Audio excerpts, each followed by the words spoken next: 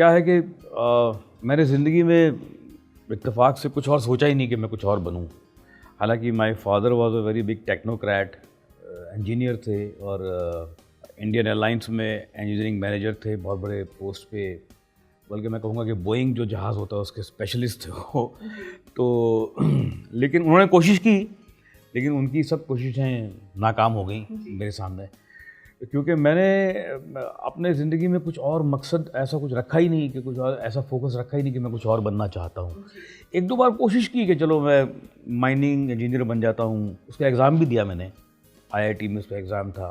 तो जब मेरे फादर ने कहा भी थोड़ी तैयारी तो कर लो, तुम एग्ज़ाम इसकी दे रहे हो, इतना बड़ा एग्ज़ाम दे रहे हो, तुम माइनिंग इंजीनियर बनना चाहते हो। तो मैंने कहा जी ये देता रहो, लेकिन मेरा मन नहीं है। तो मुझे अभी भी याद है, जब मैं एग्ज़ाम देने गया तो उसमें करीब 3 घंटे का पेपर था और 13 सवाल थे, और हर सवाल के ABC 3 भाग थे।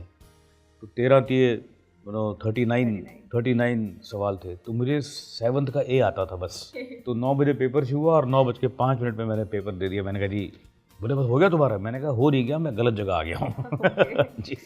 शुरू से ही आपका एम बिल्कुल क्लियर था कि आपको एक्टिंग में ही जाना, आपको कुछ और एक्टर सोचा ही बनना नहीं, है। मतलब कोशिश जी, नहीं की। जी।